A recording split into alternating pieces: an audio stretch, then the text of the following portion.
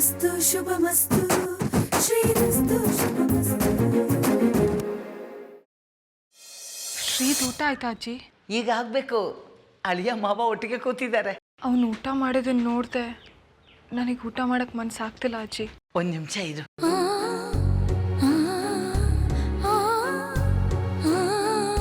ನಂಗೆ ಇಲ್ಲಿರಕ್ ಆಗ್ತಿಲ್ಲ ಅತ್ತೆ. ನಾನು ನಿಮ್ ಜೊತೆನೆ ಬಂದಿದ್ಬಿಡ್ತೀನಿ. ಯಾಕೆ ಕಲಾ? ಇನ್ ನೆಮ್ಮದಿನೇ ಇಲ್ಲ ಅತ್ತೆ.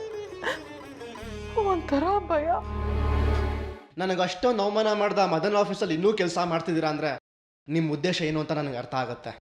ಒಟ್ಟಿನಲ್ಲಿ ನನಗೆ ಸಾಧ್ಯವಾದಷ್ಟು ಅವಮಾನ ಮಾಡಬೇಕು ಅಂತ ಡಿಸೈಡ್ ಮಾಡಿಬಿಟ್ಟಿದ್ದೀರಾ. ಆ್ಯಸ್ ಯು ವಿಶ್, ನಿಮಗೆ ಇಷ್ಟ ಬಂದಂಗೆ ಮಾಡ್ಕೊಳ್ರಿ.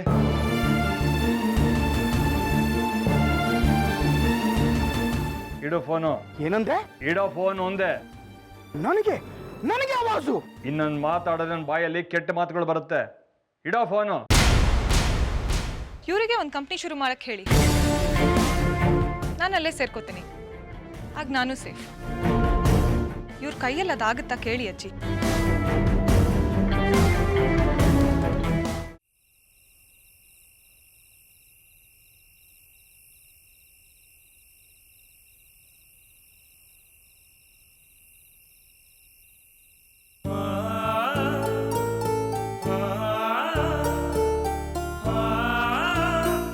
ಶ್ರೀ,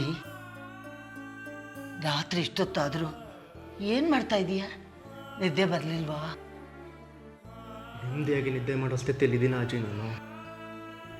ಸಮಸ್ಯೆಗಳಿದೆ ಅಂತ ನಿದ್ದೆ ಬಿಟ್ಟು ಕೂತ್ರೆ ಸಮಸ್ಯೆಗೆ ಪರಿಹಾರ ಆಗುತ್ತಾ? ನಿನ್ನ ಆರೋಗ್ಯನೂ ಹಾಳಾಗುತ್ತೆ.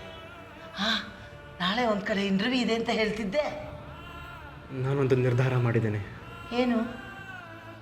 ಇನ್ಮೇಲಿಂದ ನಾನು ಯಾರ ಹತ್ರನೂ ಕೆಲಸ ಕೇಳ್ಕೊಂಡು ಹೋಗಲ್ಲ. ಮತ್ತೆ?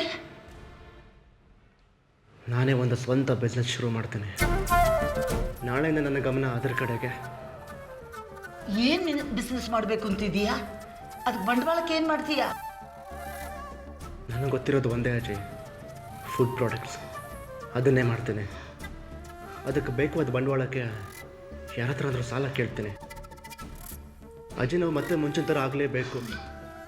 ನಮ್ಮನ್ನು ಹಂಗಿಸಿ ಮಾತಾಡಿದವ್ರಿಗೆಲ್ಲ ಸರಿಯಾಗಿ ಉತ್ತರ ಕೊಡ್ತೀನಿ. ಅದಕ್ಕೆ ಈ ನಿರ್ಧಾರ. ನೀನು ಇಷ್ಟು ಛಲ ಇಟ್ಕೊಂಡು ಇಂಥ ಸಾಹಸಕ್ಕೆ ಕೈ ಹಾಕ್ತೀನಿ ಅಂದರೆ ನಾನು ಜೊತೇಲಿ ಇಲ್ಲದೆ ಇರ್ತೀನ? ನನ್ನ ಎಷ್ಟು ವರ್ಷದ ಅನುಭವ, ನಿನ್ನ ಈ ಪ್ರಯತ್ನಕ್ಕೆ ಸಹಾಯ ಮಾಡೋದಾದರೆ ನನಗೆ ಅದಕ್ಕಿಂತ ಸಂತೋಷ ಮತ್ತೊಂದಿಲ್ಲ. ನಾವು ಹೊಸದಾಗಿ ಸಂಸ್ಥೆ ಕಟ್ಟೋಣ.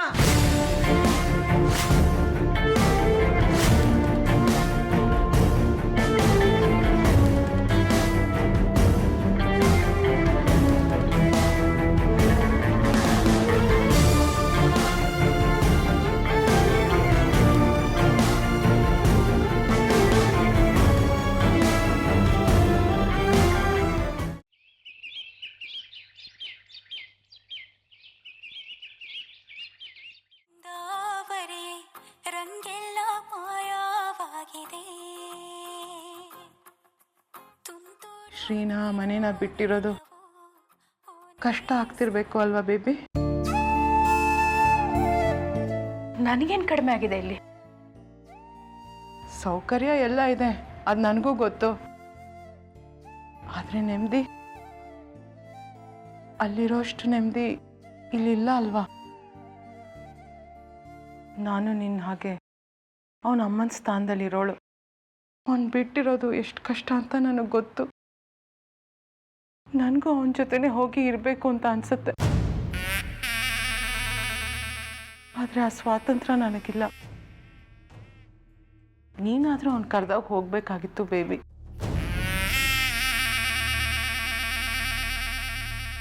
ನಮ್ಮನ್ನೆಲ್ಲ ಹೀಗೆ ದೂರ ಮಾಡಿ ಅವನಿಗಿರೋದು ಎಷ್ಟು ಕಷ್ಟ ಆಗ್ತಿದೆಯೋ ಏನೋ.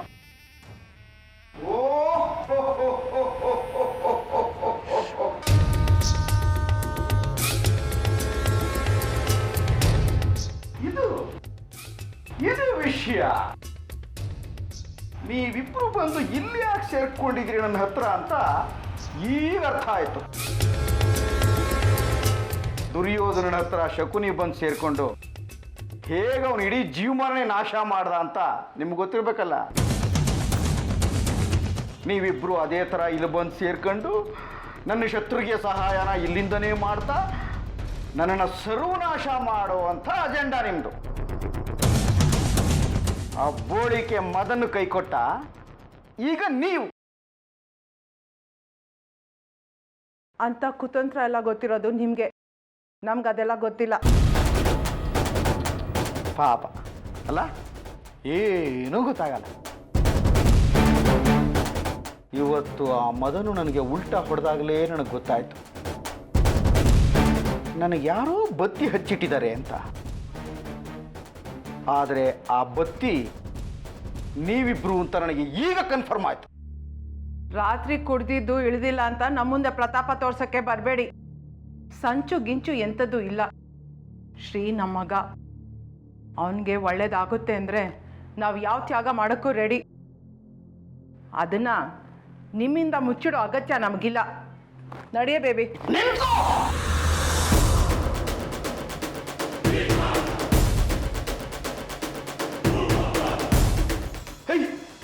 ಅದನ್ನ ಯಾಕೆ ಮೂಟ ಬಿಡಿಸ್ದೆ? ಏನಾಗಿದೆ ನಿನಗೆ? ಅದು ಬಿಟ್ಟು ಬಂದಿದ್ದಲ್ಲ, ದುಡ್ಡು ಕೊಟ್ಟಂದಿರೋದು. ಕೈ ಜಾರ್ ಬಿದ್ದೋಯ್ತಣ್ಣ, ನನಗೆ ಗೊತ್ತಾಗ್ಲಿಲ್ಲ. ಏನು ಗೊತ್ತಾಗ್ಲಿಲ್ಲ? ಸಂಚು ಮಾಡೋದು ಗೊತ್ತಾಗುತ್ತೆ ಇಬ್ರು ಸೇರ್ಕೊಂಡು, ಅದು ಗೊತ್ತಾಗ್ಲಿಲ್ಲ ನಿನಗೆ? ನೀನು ಬಿಟ್ಟಿದ್ದು ಕೊಟ್ಬಿಟ್ಟಿದ್ಯಾ ನೀನು, ಅದಕ್ಕೆ ಏನು ಮಾಡ್ತೀಯ? ಏಯ್, ನಿನ್ನ ಆಮೇಲೆ ವಿಚಾರಿಸ್ಕೋತೀನಿ ಕಣೆ. ನನ್ನ ವಿರುದ್ಧನೇ ಚದುರಂಗ ನಡೆಸ್ತೀರಾ ನೀವು? ಇದೆ ನಿಮಗೆ ಲಗೋರಿ ಹೆಂಗ್ ಹೊಡಿಯೋದು ಅಂತ ಇಬ್ರಿಗೂ ಚೆನ್ನಾಗಿ ತೋರಿಸ್ಕೊಡ್ತೀನಿ. ಹಾ, ಏನೇ ಮುಖ ನೋಡ್ತಂತಿದ್ಯಾ? ಹಾಕಿದ್ದ ಸರಿ ಮಾಡ.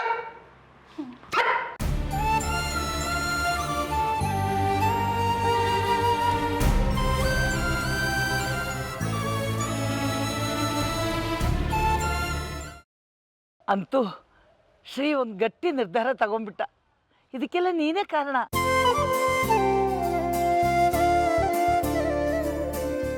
ನನ್ನ ಶ್ರೀ ಬಗ್ಗೆ ನನಗೆ ಚೆನ್ನಾಗಿ ಗೊತ್ತಿತ್ತು ಅಜ್ಜಿ, ಆದರೆ ಇಷ್ಟು ಬೇಗ ಇಂಥ ಒಳ್ಳೆ ನಿರ್ಧಾರ ತಗೊಂತಾರೆ ಅಂತ ಗೊತ್ತಿರಲಿಲ್ಲ.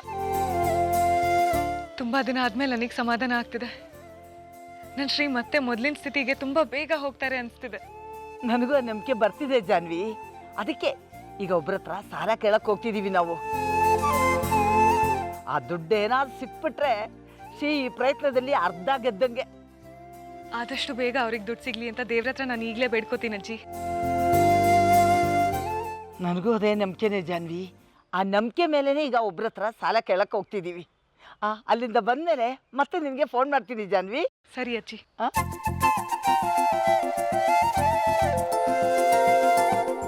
ಜಾನ್ವಿ, ಏನಮ್ಮ ಇಷ್ಟೊಂದು ಖುಷಿಯಾಗಿದೆಯಾ?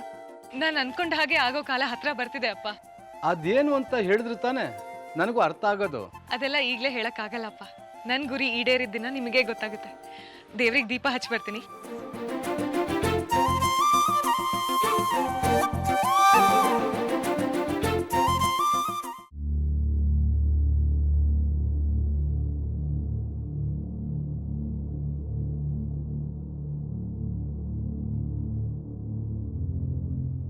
ಸರ್ ನಮಸ್ತೆ. ಹಾಂ ನಮಸ್ಕಾರ. ನಿಮ್ಮ ವಿಷಯ ಎಲ್ಲ ಹೇಳಿದ್ದಾರೆ ಹುಡುಗರು. ದುಡ್ಡು ಏನಕ್ಕೆ ಬೇಕು? ಬಿಸ್ನೆಸ್ ಮಾಡೋಕ್ಕೆ. ಏನು ಬಿಸ್ನೆಸ್ಸು? Food products sir. ಈಗೇನು ರೀ, ಮನೆಗೆ ಹೋಗಿ ಹಪ್ಪಳ ಸಂಡಿಗೆ ಮಾರ್ಕೊಂಡು ಅವರವರೇ ಜೀವನ ಮಾಡ್ತಿದ್ದಾರೆ. ಬಿಸ್ನೆಸ್ ಮಾಡೋರು ನೀವು, ಅದನ್ನು ಕಟ್ಕೊಂಡು ನನಗೇನ ಬೇಕು? ನನ್ನ ದುಡ್ಡಿಗೆ ಕರೆಕ್ಟಾಗಿ ಬಡ್ಡಿ ಬಂದರೆ ಸಾಕು. ನೀವೇ ಚಿಂತೆ ಮಾಡಿಬಿಡಿ ಸರ್, ಟೈಮಿಗೆ ಸರಿಯಾಗಿ ಬಡ್ಡಿ ಸಮೇತ ಹಣ ವಾಪಸ್ ಕೊಡ್ತೀನಿ. ಎಷ್ಟು ಬೇಕೋ? 30,000. ಅಷ್ಟೇನಾ? ಕೊಡೋಣ. Thank you sir. ಹಣ ಇಷ್ಟೊಂದು ಸುಲಭವಾಗಿ ಸಿಗುತ್ತೆ ಅಂತ ನಾನು ಅಂದ್ಕೊಂಡೇ ಇರಲಿಲ್ಲ. Thank you so much sir. ಹಾಂ ಇರಲಿ ಬಿಡಿ, ವ್ಯವಹಾರ ಮಾತಾಡೋಣ. ನಮ್ಮದು 8% ಬಡ್ಡಿ. ತಿಂಗಳು ಕರೆಕ್ಟಾಗಿ ಕಂತು ಕಟ್ಕೊಂಡು ಹೋಗ್ಬೇಕು. 6 ತಿಂಗಳಲ್ಲಿ ಅಸಲು ಕಟ್ಟಲಿಲ್ಲ ಅಂದರೆ 2% ಬಡ್ಡಿ ಜಾಸ್ತಿ ಆಗುತ್ತೆ.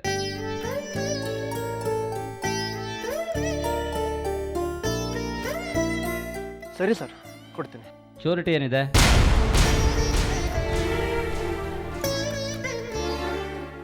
ಶ್ಯೂರಿಟಿ ಆ ಥರದ್ದೇನೂ ಇಲ್ಲ ಸರ್. ಶ್ಯೂರಿಟಿ ಇಲ್ಲದೆ ಸಾಲ ಹೇಗೆ ಕೊಡೋಕ್ಕಾಗತ್ತೆ? ಸರ್ ನಾನು ತುಂಬಾ ಪ್ರಾಬ್ಲಮ್ ಫೇಸ್ ಮಾಡ್ತಿದ್ದೇನೆ. ನೀವು ಹಣ ಕೊಟ್ಟರೆ ನಾನು ಬಿಸ್ನೆಸ್ ಶುರು ಮಾಡಿ ಸ್ವಲ್ಪ ಉಸಿರಾಡ್ಕೋತೀನಿ. ಇಲ್ಲ ಅನ್ಬೇಡಿ ಸರ್, ನಾನು ನಂಬಿ ನಾನು ನಿಮ್ಮ ಹಣನ ಖಂಡಿತವಾಗ್ಲೂ ವಾಪಸ್ ಮಾಡೇ ಮಾಡ್ತೀನಿ. ಇಲ್ಲಿ ನಂಬಿಕೆಗೆಲ್ಲ ಜಾಗ ಇಲ್ಲ, ಶ್ಯೂರಿಟಿ ಬೇಕು. ಶ್ಯೂರಿಟಿ ಇದ್ರೇ ದುಡ್ಡು. ನೋಡಿ, ನಾವು ಅನ್ನಪೂರ್ಣ ಕಂಪನಿ ಕಟ್ಟಿ ಬೆಳೆಸಿ ಚೆನ್ನಾಗಿ ಬಾಳ್ದವರು. ಹೀಗೇನೋ ನಾವು ಕಷ್ಟದಲ್ಲಿದ್ದೀವಿ ಅಂತ ನಿಮ್ಮನ್ನು ನಂಬಿ ಬಂದಿದ್ದೀವಿ. ನಮ್ಮ ಮನೆ ಓನರ್ ಹೇಳಿದರು ಅಂತ ನಿಮ್ಮ ಹತ್ರ ಬಂದಿರೋದು. ದಯವಿಟ್ಟು ಇಲ್ಲ ಅನ್ಬೇಡಿ. ನಿಮ್ಮ ಮನೆ ಓನರ್ನ ಶ್ಯೂರಿಟಿ ಕೊಡಕ್ಕೆ ಹೇಳಿ. ಸರ್ ನಾವು ಆ ಮನೆಗೆ ಬಂದಿನ್ನು ಬರೀ 2-3 ದಿನ ಅಷ್ಟೇ ಆಗಿರುತ್ತೋ. ಅವ್ರು ಹೇಗೆ ಸರ್ ಶ್ಯೂರಿಟಿ ಕೊಡ್ತಾರೆ? ಶ್ಯೂರಿಟಿ ಇಲ್ಲದೆ ದುಡ್ಡು ಕೊಡೋಕ್ಕಾಗಲ್ಲ ರೀ.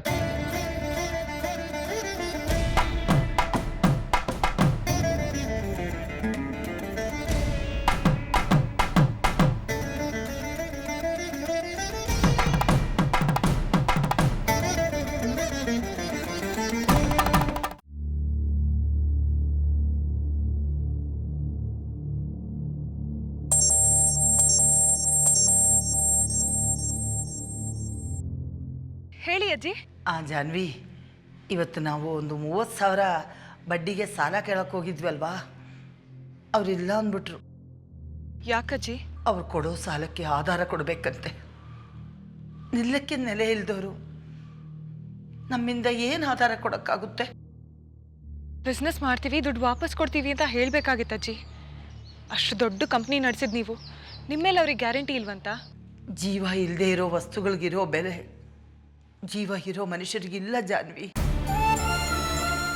ಪಾಪ ಶ್ರೀ ನೋಡೋಕ್ಕಾಗ್ತಿಲ್ಲ. ನಾವಾದರೆ ಆ ಕಾಲದಲ್ಲೇ ಕಷ್ಟದಲ್ಲಿ ಬೆಳೆದಿರೋರು ಬಿಡು. ಈ ಶ್ರೀಮಂತಿಗೆಲ್ಲ ಮಧ್ಯದಲ್ಲಿ ಬಂದಿದ್ದು. ಶ್ರೀ ಹುಟ್ಟಿದಾಗಲಿಂದ ಕಷ್ಟ ಏನು ಅಂತ ಗೊತ್ತಿರಲಿಲ್ಲ. ಒಳಗೆ ಎಷ್ಟು ನೊಂದ್ಕೊಳ್ತಿದ್ದಾನೋ ಏನೋ. ಅಜ್ಜಿ, ನನ್ನ ಶ್ರೀ ಬಗ್ಗೆ ನನಗೆ ಚೆನ್ನಾಗಿ ಗೊತ್ತು. ಅವನ ಕಷ್ಟಗಳನ್ನು ಮೆಟ್ಲಾಗಿ ಕಟ್ಕೊಂಡು ಅವನ ಸಾಮ್ರಾಜ್ಯ ಕಟ್ತಾನೆ. ನಿಮ್ಮಂಥವ್ರ ಜೊತೆಗಿರುವಾಗ ಇದು ಖಂಡಿತ ಸಾಧ್ಯ ಅಜ್ಜಿ.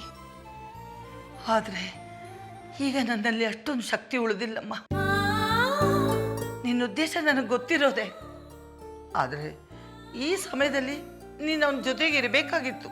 ಅದು ನನಗೆ ಅರ್ಥ ಆಗುತ್ತಜ್ಜಿ. ಆದರೆ ಕೆಲವೊಂದ್ಸಲ ಪ್ರೀತಿ ಮಾತಿಗಿಂತ ದ್ವೇಷದ ಮಾತುಗಳೇ ಮನುಷ್ಯನಲ್ಲಿ ಛಲ ಹುಟ್ಟಿಸುತ್ತೆ.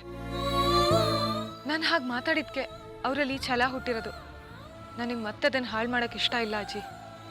ಇನ್ನು ಸ್ವಲ್ಪ ದಿನ ಅಷ್ಟೇ, ನೀವು ಧೈರ್ಯವಾಗಿರಿ.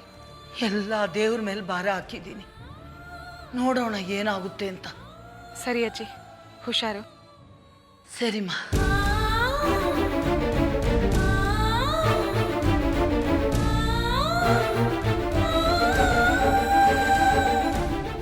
ಯಾಕೆ ಅಕ್ಕ ಅಷ್ಟೊಂದು ಡಲ್ ಆಗಿದ್ಯಾ?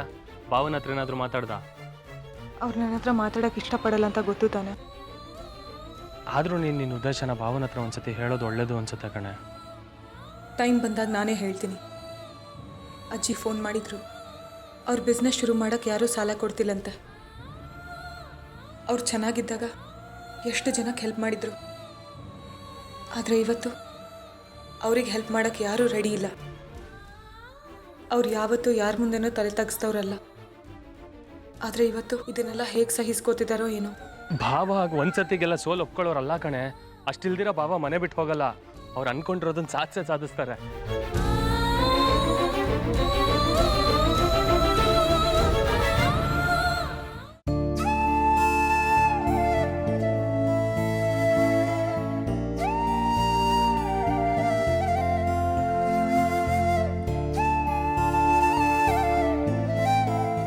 ಕಲಾ, ಬರೋದನ್ನ ಹೇಳಲೇ ಇಲ್ವಲ್ಲ.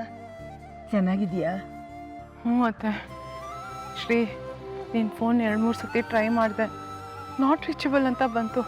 ಹೇಗಿದೆಯಾ ಶ್ರೀ? ಏನೋ ಹೇಗಿದ್ದೀನಿ. ಆ್ಯಕ್ಚುಲಿ ನೀವು ಫೋನ್ ಮಾಡಿದ್ರಿ ಅಂತ ನನಗೆ ಮೆಸೇಜ್ ಬಂದಿತ್ತು. ವಾಪಸ್ ಕಾಲ್ ಮಾಡೋಕ್ಕೆ ಕರೆನ್ಸಿ ಇರಲಿಲ್ಲ.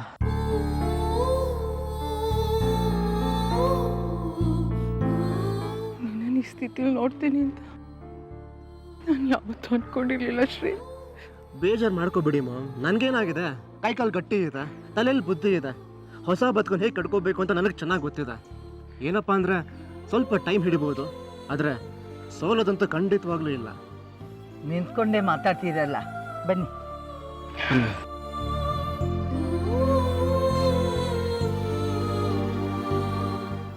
ಮುಂದೆ ಏನು ಮಾಡಬೇಕು ಅಂದ್ಕೊಂಡಿದ್ಯಾ ಶ್ರೀ? ಬಿಸ್ನೆಸ್ ಮಾಡಬೇಕು ಅಂತ ಸಾಲ ಕಲಿತಿದ್ದಾನೆ. ಏನು ಬಿಸ್ನೆಸ್ಸು ಶ್ರೀ? ನಮಗೆ ಗೊತ್ತಿರೋದೇ ಒಂದು, ಫುಡ್ ಪ್ರಾಡಕ್ಟ್ಸ್ ಅದನ್ನೇ ಶುರು ಮಾಡಬೇಕು ಅಂತ ಅಂದ್ಕೊಂಡಿದ್ದೀನಿ. ಆದರೆ ಎಲ್ಲೂ ದುಡ್ಡು ಹುಟ್ಟತಾ ಇಲ್ವೇ? ಸಾಲಕ್ಕೆ ಆಧಾರ ಕೇಳ್ತಿದ್ದಾರೆ, ಎಲ್ಲಿಗೆ ಹೋಗಲಿ? ದುಡ್ಡಿನ ಅವಶ್ಯಕತೆ ಇದೆ ಅಂತ ನಂಗೆ ಹೇಳೋದಲ್ವಾ? ಆಗಲೂ ನಿಮ್ಗೆ ಯಾರಿಗೂ ನನ್ನ ನೆನಪು ಬರಲಿಲ್ವ? ಪಾಪ ನೀವು ಎಲ್ಲಿಂದ ಕೊಡ್ತೀರಿ ಬಿಡಿಮ್ಮ. ನನ್ನ ಹತ್ರ ದುಡ್ಡಿಲ್ಲ ನಿಜ, ಆದರೆ ಒಂದಿಷ್ಟು ಒಡವೆಗಳಿದೆಯಲ್ಲ, ನಾನು ಹಾಕೊಂಡು ಪ್ರದರ್ಶನ ಮಾಡೋಕ್ಕಿಂತ ಇಂಥ ಸಮಯದಲ್ಲಿ ಕೊಟ್ಟರೆ ಅದಕ್ಕೂ ಉಪಯೋಗ ತಾನೇ ಶ್ರೀ. ತಗೋ.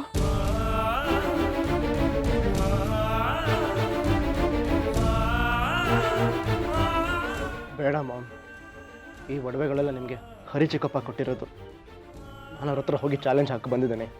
ಈಗ ಅವ್ರ ವಸ್ತುಗಳನ್ನು ಉಪಯೋಗಿಸ್ಕೊಂಡು ಬೆಳೆದ್ರೆ ನನ್ನ ಚಾಲೆಂಜಿಗೆ ಬೆಲೆ ಇರಲ್ಲ.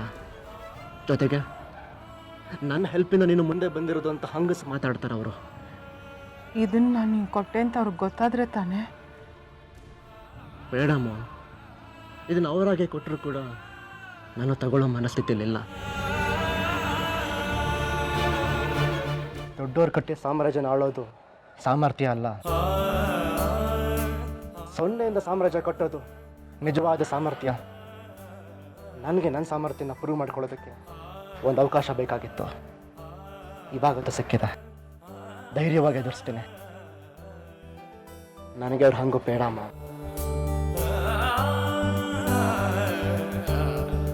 ಹಾಗಾದರೆ ನಿನಗಿಂತ ಸಂತೋಷ ಪಡೋಳು ನಾನೇ ಶ್ರೀ. ನಿಂಗೇನೇ ಸಹಾಯ ಬೇಕಾದರೂ ಕೇಳು,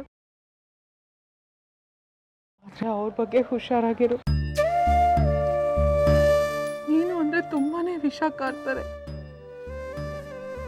ಸಣ್ಣ ಸಣ್ಣದಕ್ಕೆಲ್ಲ ಕೋಪ ಮಾಡ್ಕೋತಾರೆ, ಸಿಕ್ಕಾಪಡೆ ಕುಡಿತಿದ್ದಾರೆ, ನಾಲ್ಕೆ ಮೇಲೆ ಒಂಚೂರು ಹಿಡ್ತಾನೆ ಇಲ್ಲ ಶ್ರೀ.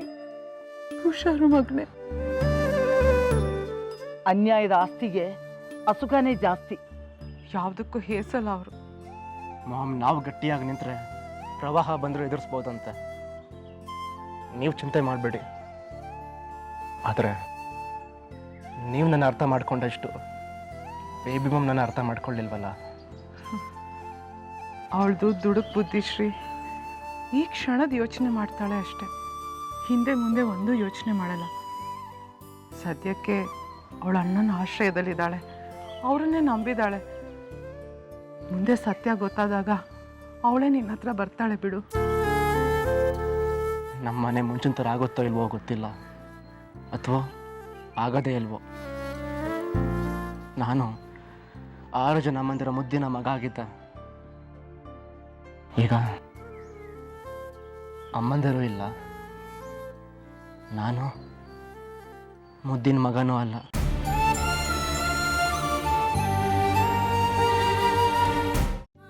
ಅಷ್ಟೊಂದು ದುಡ್ಡು ಎಲ್ಲಿಂದ ತರೋದು?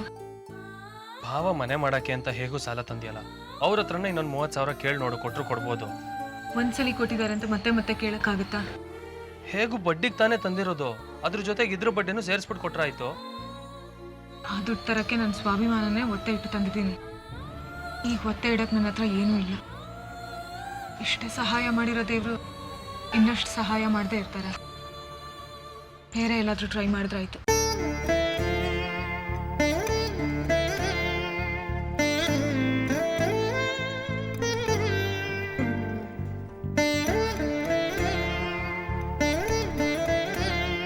ಹಲೋ ನಂದು, ಸ್ವಲ್ಪ ಅರ್ಜೆಂಟಲ್ಲಿದ್ದೀನೋ. ಹೊಸ ಬಿಸ್ನೆಸ್ ಶುರು ಮಾಡ್ತಿದ್ದೀನಿ. ಸಾಲ ಕೇಳಕ್ಕೆ ಹೋದರೆ ಶ್ಯೂರಿಟಿ ಕೇಳ್ತಾರೆ. ಹೇಗಾದರೂ ಮಾಡಿ ಸ್ವಲ್ಪ ಅಡ್ಜಸ್ಟ್ ಮಾಡಿಕೊಡ್ತೀಯಾ?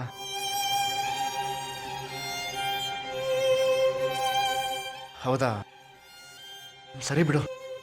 Anyways, thank you.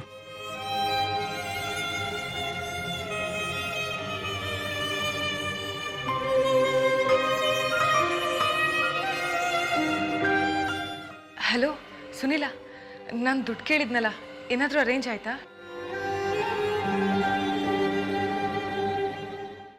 ಹೌದಾ, ಪರವಾಗಿಲ್ಲ ಬಿಡು, ನಾನು ಬೇರೆ ಎಲ್ಲಾದರೂ ಟ್ರೈ ಮಾಡ್ತೀನಿ.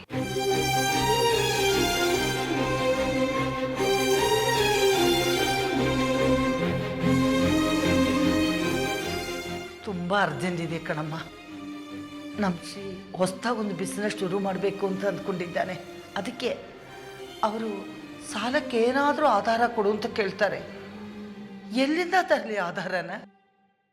ಅದಕ್ಕೆ ಇನ್ನೊಂದ್ಸಲ ವಿಚಾರಿಸಿ ಫೋನ್ ಮಾಡು. ಸುನಿಲ ಅವನ ಫ್ರೆಂಡ್ ಹತ್ರ ಕೇಳ್ಕೊಡ್ತೀನಿ ಅಂತ ಹೇಳಿದ್ದ. ಅವ್ರ ಫ್ರೆಂಡ್ ತಂದೆಗೆ ಸೀರಿಯಸ್ ಅಂತೆ, ಅದಕ್ಕೆ ಹೇಗೆ ಕೇಳೋದು ಅಂತ ಹೇಳ್ತಿದ್ದ. ಏನಂತೆ? ಅವಳು ಹೋದ್ವಾರ ಮಗನ ಮೆಡಿಕಲ್ ಸೀಟ್ಗೆ ಅಂತ 15 ಲಕ್ಷ ಸಾಲ ಮಾಡ್ಕೊಂಡಿದ್ದಾಳಂತೆ. ನನ್ನ ಹತ್ರ ಯಾವುದೂ ದುಡ್ಡಿಲ್ಲಮ್ಮ ಅಂತ ಹೇಳಿದ್ರು. ಯಾಕಜ್ಜಿ ಎಲ್ಲ ಹೀಗಾಗ್ತದೆ? ಎಲ್ಲ ಈ ಟೈಮಲ್ಲೇ ಕೈ ಕೊಡ್ತಿದ್ದಾರಲ್ಲ. ನಾವು ಇಷ್ಟೊಂದೆಲ್ಲ ಕಷ್ಟ ಅನುಭವಿಸೋಂಥ ಪಾಪದ ಕೆಲಸ ಏನಜ್ಜಿ ಮಾಡಿದ್ದೀವಿ? ಧೈರ್ಯ ಕಳ್ಕೋಬೇಡ. ಇಷ್ಟೆಲ್ಲ ಕಷ್ಟಗಳನ್ನ ಒಟ್ಟೊಟ್ಟಿಗೆ ಕೊಡ್ತಾ ಇರೋ ದೇವರು ಇದೇ ಥರ ಸುಖನೂ ಕೊಡ್ತಾನೆ.